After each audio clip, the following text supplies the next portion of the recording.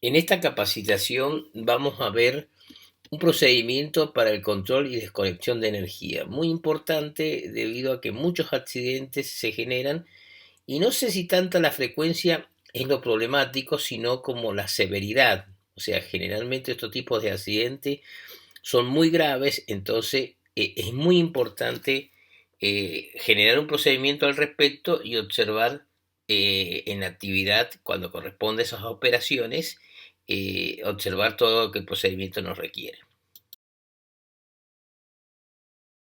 ¿Qué es el control y desconexión de la energía? Bueno, la política esencialmente del control y desconexión de energía se conforma por una serie de reglas de seguridad que tienen como objetivo ¿qué? La identificación primero, la eliminación y después el control de los riesgos que implica el trabajo con algún tipo de energía.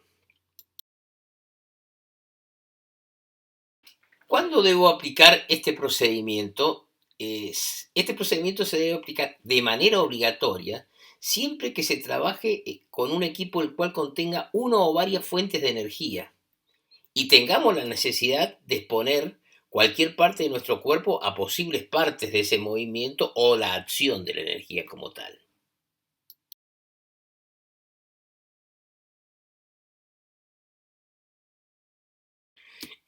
Cuando hablamos de energía, ¿qué entendemos por esta? La energía es toda acción natural o artificial que me genere un movimiento o la posibilidad de que haya un movimiento. Por ejemplo, el circular de un disco, la descompresión de un resorte, en este caso de energía potencial, etcétera.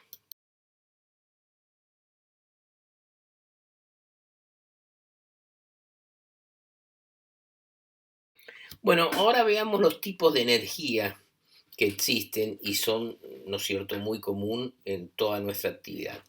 La primera y la más común es la eléctrica, o sea, la tenemos en todas las actividades que despleguemos, ya sea en nuestra casa o que despleguemos en el trabajo. También está la energía hidráulica. Ustedes saben que los líquidos en sí mismos tienen la particularidad de ser incompresibles. O sea, si reciben alguna acción mecánica o presión, se genera una presión interna que se libera una vez que lo dejamos de someter a esa acción. Neumática, bueno, esta es la más complicada y una de las más problemáticas, que es la que implica a veces la explosión de cilindros, etcétera, que es la presión neumática, que es la producida por la compresión y o movimiento de un gas. Esa energía es capaz de almacenar grandes cantidades de energía potencial, o sea, yo voy comprimiendo un gas y el gas es compresible, entonces como tal va conteniendo aumentar. Si de pronto se libera introspectivamente, en forma instantánea, libera una gran cantidad de energía. A esa energía le llamamos energía neumática. Después está la energía criogénica. A veces algunos líquidos son almacenados a muy baja temperatura y se mantienen de manera líquida, pero cuando salen a la atmósfera se gasifican y aumentan considerablemente su volumen y generan, lógicamente, una energía neumática con capacidad de devastar y provocar daños. Después está la energía calorífica, la energía que, por ejemplo, puede producir una caldera, o sea, un calefón, etcétera, que es la producida a través de la combustión generando vapor. O sea, cuando nosotros vamos generando vapor, el vapor pasa, es el paso del estado líquido al estado vapor, y en un estado confinado, en un recipiente confinado, va aumentando presión.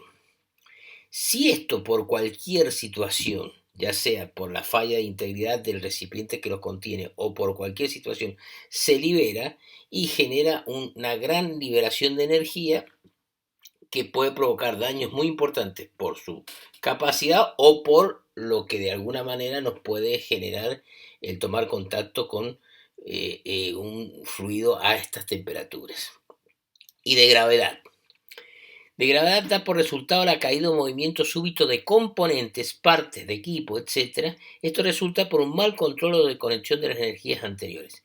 Puede ser que, ¿no es cierto?, en el caso de un circuito hidráulico, eh, el que mueve el elemento que hace fuerza, el émbolo, es una energía hidráulica. Si el émbolo va a quedar una situación, puede ser que saquemos esa energía hidráulica, o sea, descomprimamos y caiga abruptamente el émbolo si nosotros no previamente lo hemos sujetado. ¿M? O que esté sujetado por un resorte accionado eléctricamente, si nosotros liberamos esa energía, puede caer también un elemento pesado y si está expuesto a alguna parte de mi cuerpo, generar un accidente.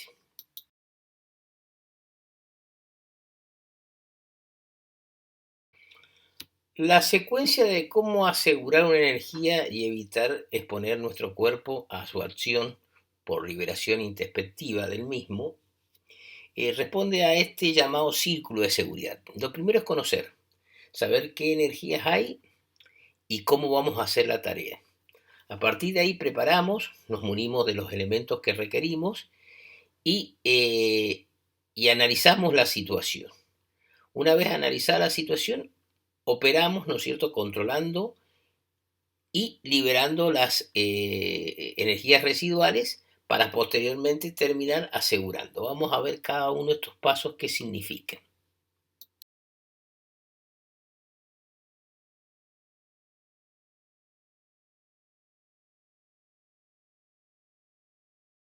El primer paso es conocer. Uno debe estar consciente de que puede sufrir un accidente y es importante conocer las formas de evitarlo. ¿Cuáles son los factores que de alguna manera pueden influenciar en el accidente? Primero, trabajar de una manera descuidada, sin darme cuenta de que hay un elemento en movimiento que puede generar el atrapamiento de mi mano, o, ¿no es cierto?, hay conductores eléctricos sin proteger que me pueden provocar una electrocución. Eso es uno de los temas. Otros factores ambientales que cualquier circunstancia puede llegar a desencajar una liberación introspectiva de energía o factores organizacionales que no tienen incorporado en su organización el procedimiento de trabajo seguro para trabajar en acciones de mantenimiento y evitar que como consecuencias de cualquier acción humana o de otro tipo pueda liberarse esa energía, eh, provocar un arranque y de alguna manera generar algún accidente. Es importante que se cumplan todas las medidas de seguridad y es un derecho de la persona saber esas medidas de seguridad para trabajar el trabajo de una manera segura.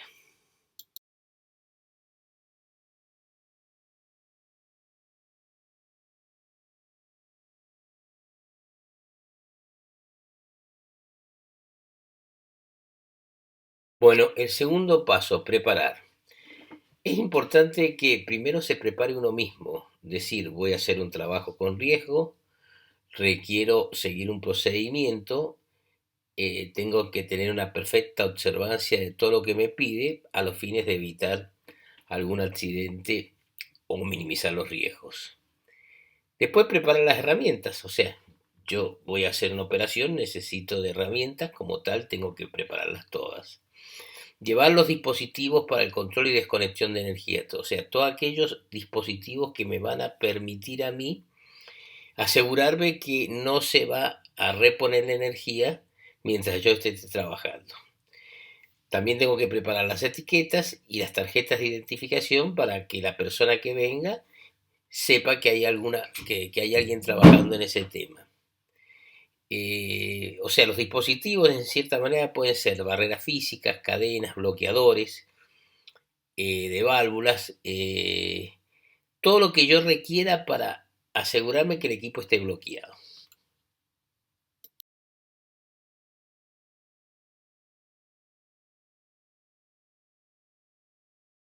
El tercer paso es analizar. O sea, es importante detenerse, analizar e identificar. Sobre todo, ¿qué identificar? Primero, los riesgos que el trabajo en sí mismo tiene.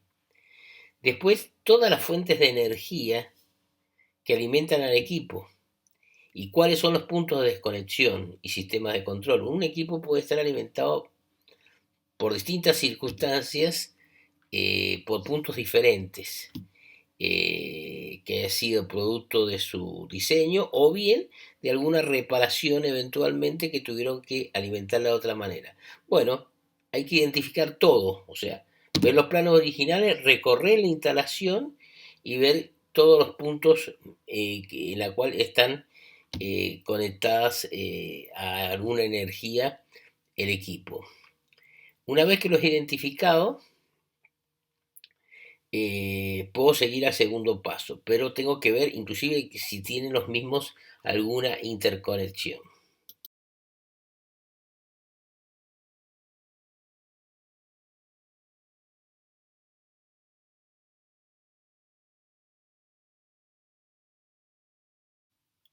El cuarto paso es controlar. Inspeccionar el sistema para asegurarse de que todas las piezas móviles se hayan detenido. Las instalaciones eléctricas todas conectarlas a tierra. Hay que desconectar la tensión en resortes, por ejemplo, o bloquear el movimiento de partes activada por sistemas de resortes. Bloqueo asegura aquellas partes que puedan caerse debido a la fuerza de la gravedad. Y bloquea las partes de sistemas hidráulicos o neumáticos que puedan moverse debido a la falta de presión.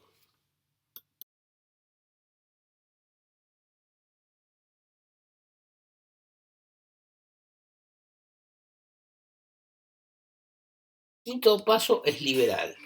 Debes asegurarte que las energías residuales sean todas liberadas. Libera cualquier tipo de presión existente que pueda tener hasta asegurarnos que está a presión atmosférica. Hay que purgar las mangueras asegurándonos de no provocar derrames o contaminación, o sea, purgarlas en un lugar donde después le vamos a dar un destino irresponsable.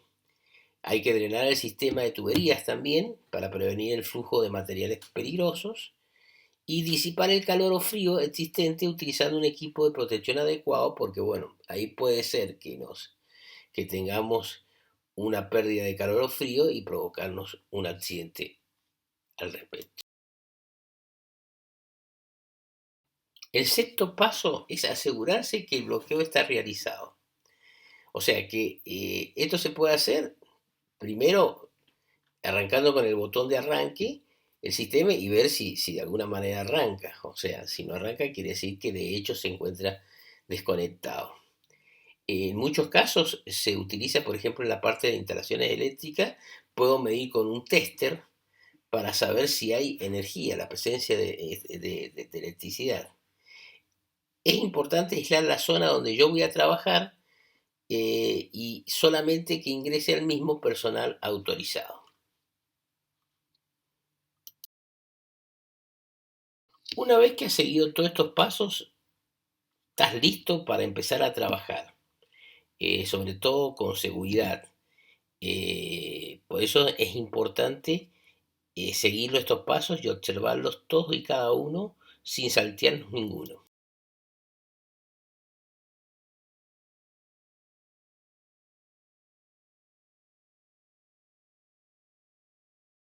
Ahora vamos a ver cómo nos aseguramos que ese bloqueo que realizamos sea seguro y permanezca en el tiempo que voy a realizar el trabajo. Vamos a ver lo que se llama el sistema de candadeo y tarjetero. La aplicación del sistema de control y desconexión de energía requiere que se cuente con dispositivos como son los candados, para asegurar la operación que no vaya a ser introspectivamente abierta o energizada nuevamente, tarjetas para indicar que está una persona trabajando, cadenas de aseguramiento, barreras físicas y cualquier otro medio que me asegure a mí que no se va a producir ningún arranque introspectivo.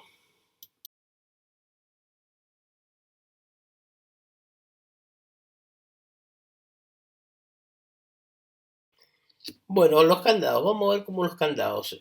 Son importantes que los mismos sean personales, o sea, cada uno tenga su candado y candado, tanto como su llave, se encuentre identificado refiriendo al personal que es el que utiliza este sistema. Eh, Debo tener tantos candados como fuente de energía quiero de alguna manera bloquear. Hay muchas veces que sobre una misma operación 2 o 3 o 4 personas van a trabajar y cada una tiene un candado. Para esto se utiliza los llamados bancos de candados, como se muestra en la figura, donde cada uno que va llegando va poniendo su candado.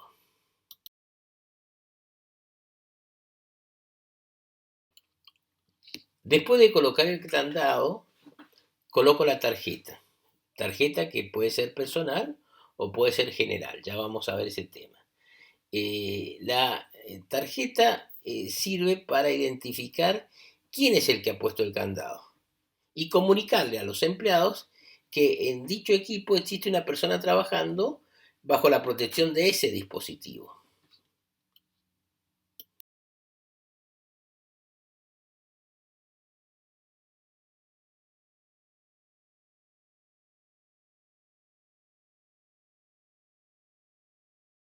Ahora, ¿qué debe contener una tarjeta? Esencialmente la leyenda que diga peligro esencial, porque estamos identificando un peligro, decir por qué está puesta esa tarjeta, porque el equipo se está reparando, y que es requerible que no sea removido el dispositivo de seguridad o de bloqueo que yo he puesto. Después puede ponerse el nombre del empleado, el número de control del empleado, o sea, el que identifica al candado y la llave, el departamento al que pertenece y en forma opcional una fotografía del empleado.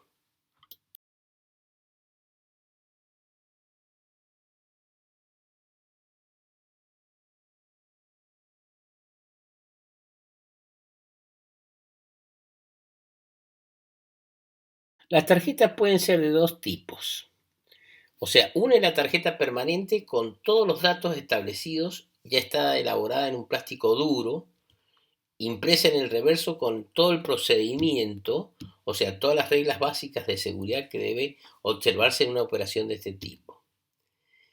O está la tarjeta también, la tarjeta personal, aquella de los datos anteriores contiene los datos siguientes de una manera de lista de verificación. Una nada más para avisar que hay un trabajo. Otra es para llevar un control de la operación, que es la personal, donde dice la fecha, donde se está haciendo la operación, qué tipo de energía controlado, o sea, tiene a nivel de casilleros donde yo voy identificando o tildando la energía que estoy controlando, cuáles son las medidas de seguridad. En este caso, si he puesto, supongamos que sea eléctrica, he bloqueado la llave, he puesto el sistema a tierra, he puesto todas las líneas equipotencial. Bueno, muchas son las medidas que se pueden tomar para evitar una reconexión pueda generar un riesgo adicional. ¿Cuáles son los riesgos controlados? En este caso en concreto que estamos dando el ejemplo, la parte eléctrica. ¿A qué hora me voy a retirar y la firmo? O sea que siempre me queda un antecedente de la operación que yo he hecho. Es importante que se utilice una tarjeta por actividad y que la misma se archive, como dijimos anteriormente, a los fines de que se ha cumplido el procedimiento conforme está establecido en la empresa.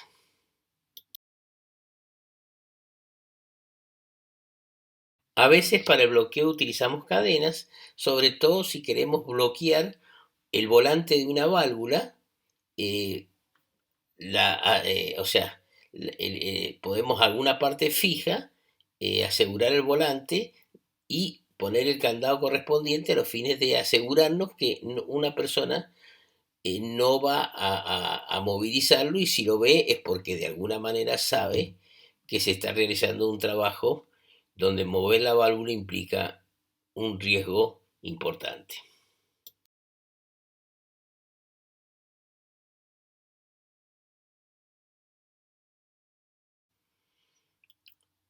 Bueno, siempre se utiliza las barreras físicas cuando se hace una operación de bloqueo. Por ejemplo, en la parte eléctrica se utilizan los guardaportátiles para evitar contactos accidentales con fuentes de energía. O sea, a veces se bloquea la llave termoeléctrica, de tal manera que yo no la puedo operar aunque quisiera. También se utilizan a veces tablones de madera para contener la energía de gravedad y bloquear el dispositivo si, por ejemplo, ha quedado un émbolo o una plancha de algún elemento, de alguna herramienta especial que utilice una plegadora, por ejemplo, ha quedado en altura.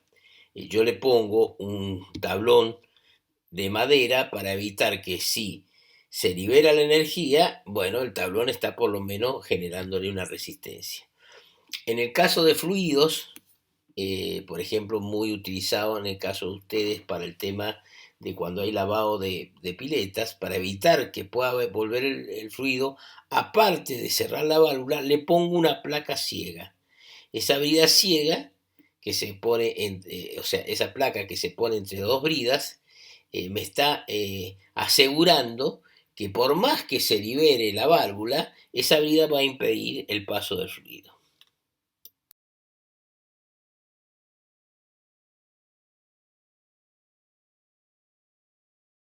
Otros medios de control y desconexión de energía son los siguientes. Por ejemplo, en todo el circuito remuevo un dispositivo. Por ejemplo, a una válvula le saco el volante o la palanca, de tal manera que no la puedo accionar fácilmente. A una instalación eléctrica le saco el fusible, de tal manera que interrumpo el circuito. O a un tramo de tubería le saco un niple, ¿no es cierto? O sea, a una cañería le saco un tramito de cañería de tal manera que sé que no va a seguir más adelante la circulación del fluido. A su vez, también es importante utilizar el candadeo de caja, o sea que en un mismo bloque ir poniendo tantos candados como personal que esté involucrado en el trabajo. O sea, yo vengo a realizar un trabajo, aunque está realizando otra persona, yo pongo mi candado. De tal manera que la otra persona, si termina el trabajo y vuelve y saca su candado, sepa que hay otra persona también trabajando. No que saque su candado, si yo no lo he puesto porque creo que estoy protegido por el candado del otro, va y repone la energía y yo estoy capaz trabajando también en una situación, en la misma instalación. Así que eso es importante, trabajar, colocar tantos candados como personal esté involucrado en el trabajo.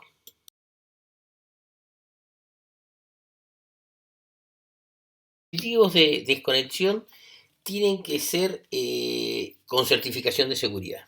O sea, todos tienen que estar con certificado de seguridad por algún organismo competente al respecto. A su vez, siempre tienen que estar accesibles en un alcance, o sea, y su acceso no representar un riesgo para el trabajador.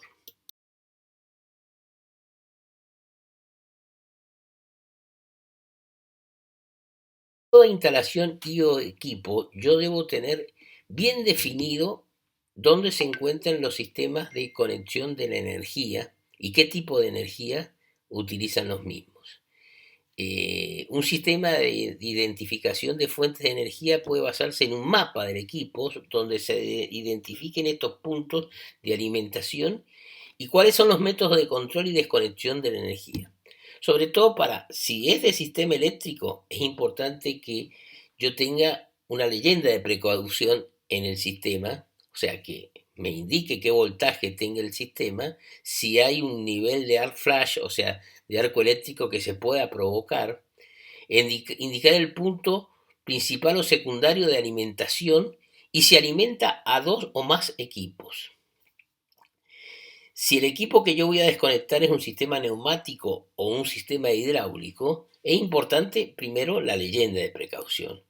¿Qué sentido tiene el flujo para saber dónde lo voy a bloquear? ¿Cuál es la presión de operación? Indicar si, para saber inclusive la capacidad y la robustez que debe tener el equipo de bloqueo, indicar si es el punto principal o secundario de la alimentación, o sea, si a partir de ahí interrumpe todo o si no, o hay una anterior que está habilitando también a esta. Y indicar esencialmente si solamente alimenta un equipo o alimenta a dos o más equipos.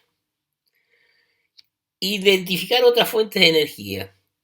como por ejemplo leyendas de precaución, sentido de flujo, tipo de fluido que se conduce, temperatura de la operación, presión de la operación, indicar si el punto principal o secundario de alimentación y si alimenta también o dos o más equipos.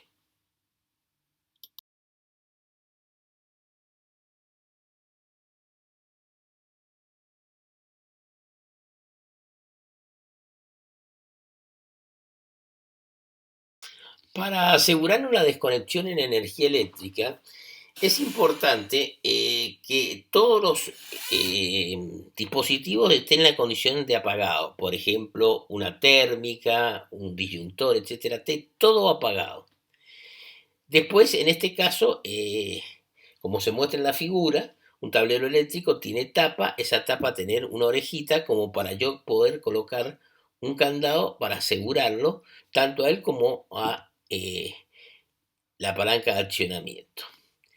Eh, y después, ¿qué pasa? Una vez que he terminado con esto, voy y aprieto el botón de accionamiento, de arranque del equipo para saber si verdaderamente está desenergizado.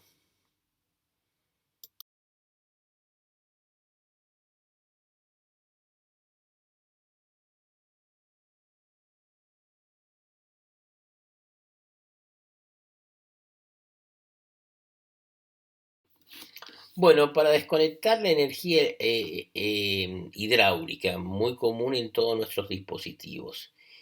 Primero tenemos que apagar la bomba hidráulica eh, y en su defecto los motores eléctricos que la accionen. Cortamos la energía de todos los controles porque se accionan eléctricamente. Aseguramos que el movimiento del émbolo de la bomba hidráulica se haya desconectado. Desconecto el punto de entrada de energía al mismo, coloco el candado bloqueando de tal manera que a partir de ahí voy a empezar a operar una vez que el candado y posteriormente a colocar el candado oprimo el botón de arranque de la bomba para saber si está efectivamente bloqueado.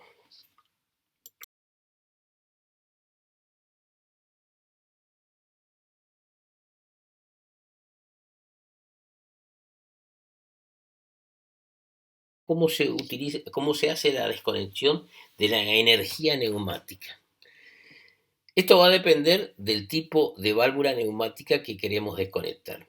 Primero está en la tipo pistón, hay que empujar la manija hacia adentro y coloco el candado en el dispositivo que se localiza al unirse el surco de la espiga y la ranura de la cubierta. En ese lugar coloco el candado. Si el pistón es con manija T, ¿m?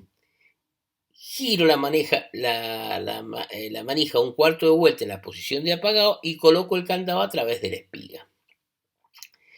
Si tiene un tipo de manija o de palanca, coloco la palanca en posición de cerrado y fijo con un candado a través de los orificios coincidentes de la palanca y del adaptador fijo para que me quede fija.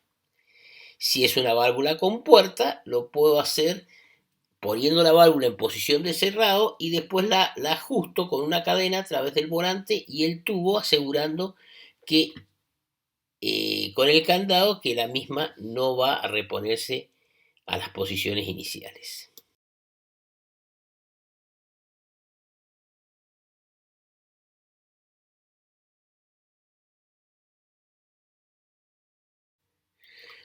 A veces hay equipos complejos que tienen energías múltiples, donde es muy importante identificar y bloquear todas las fuentes de energía y también conocer cómo es la secuencia correcta de apagado.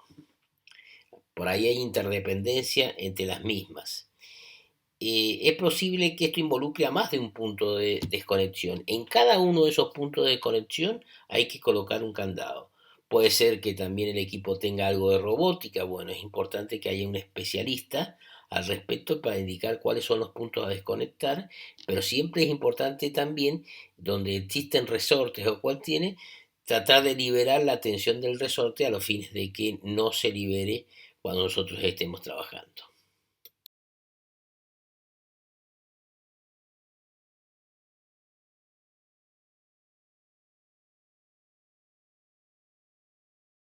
Cuando el equipo utiliza energía criogénica o calorífica, hay un riesgo adicional importante porque esto,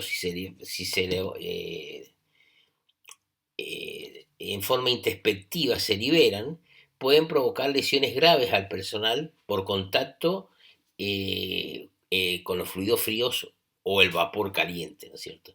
Entonces, lo primero que hay que bloquear es toda la alimentación de estos equipos, donde se encuentran los fluidos, ya sea los fríos o vapor, que puedan provocar el problema. Hay que esperar primero que la temperatura se disipe para trabajar, se disipe dejándola enfriar al medio ambiente o bien utilizando sistemas de enfriamiento-calentamiento para colocar al sistema en una situación normal. Es muy importante esto, ¿cierto? Porque ya sea el calor o el frío intenso pueden provocar quemaduras muy, pero muy importantes y sobre todo en la zona de los ojos, que se utilizan todos los equipos de protección personal que se requieran. Muy importante que siempre se haga, una vez que se ha hecho el procedimiento de bloqueo y consignación de un equipo, se haga posteriormente terminar los trabajos un restablecimiento seguro. La aplicación del procedimiento de control y desconexión de energía solo podrá calificarse como completa cuando el equipo sea liberado para la operación normal sin que esto represente riesgos para el personal.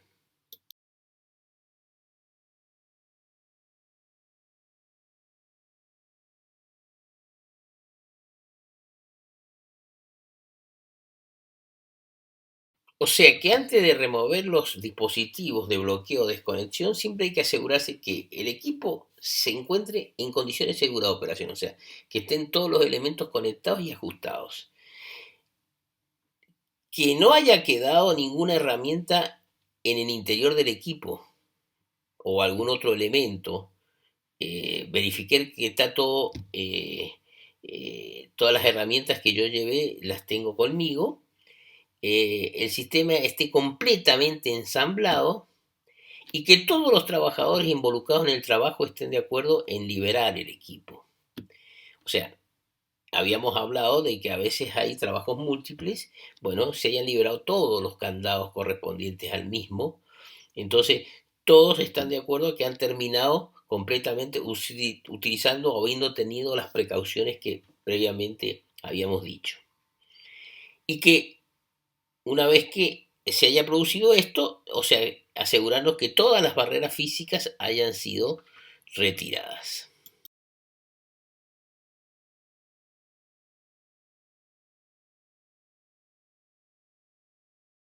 Antes de remover los dispositivos de bloqueo o desconexión, asegúrese de que se haya notificado a todas las áreas involucradas de que el equipo será puesto nuevamente en operación. O sea, puede darse el caso que, por ejemplo, yo haya cortado la electricidad para hacer una determinada trabajo y en una oficina lejana al punto donde yo estoy haciendo la operación, como que sabe que se ha cortado la electricidad, aprovecha para arreglarlo el enchufe. Entonces yo tengo que, aguas abajo del punto de conexión, asegurarme de que todo está correcto y que informarles que se va a restablecer nuevamente la información, ya sea en forma telefónica, a los distintos supervisores, oficinas o áreas, etc. Hay que retirar todos los candados dispositivos de bloqueo, retiro todas las etiquetas de precaución y el acordonamiento o aislamiento que hice del lugar y vuelve todo a su normalidad, o sea, mantengo el orden y limpieza durante todo, para que no haya ningunos rastros del trabajo.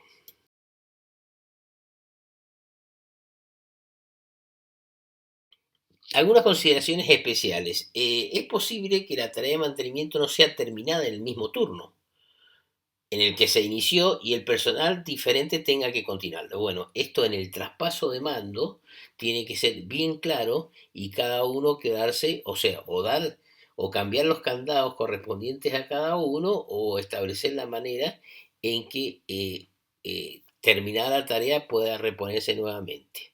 A veces se da el caso muy, muy seguro de que el operario que trabajó, que realizó la consignación, se va y se olvida de retirar el candado.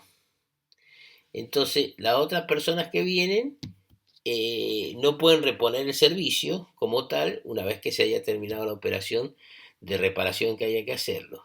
En ese caso, siempre y cuando se haya asegurado de que esté todo en condiciones, se puede romper el candado siempre con la autorización de la máxima autoridad presente de la empresa en el lugar. ¿Mm? Siempre tiene que haber una precaución de ese tipo. Bueno, ahí podremos romper un candado. Pero siempre tenemos que tener la máxima presión. Vamos a romper el candado porque el operario tal que tenía que hacer tal operación se ha retirado.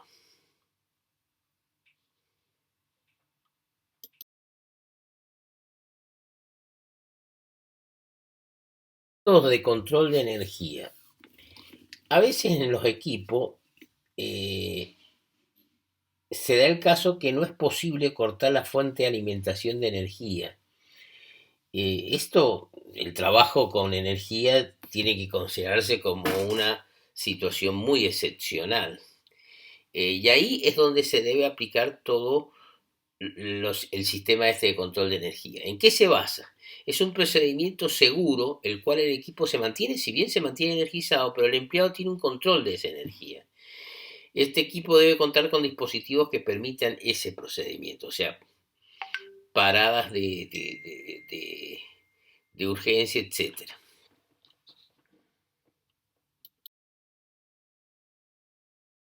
Auditorías de cumplimiento. Se recomienda el uso de auditorías de cumplimiento en las cuales sea posible detectar la correcta aplicación del proceso y áreas de oportunidad, y mejora tanto para el procedimiento como para el empleado que lo aplica.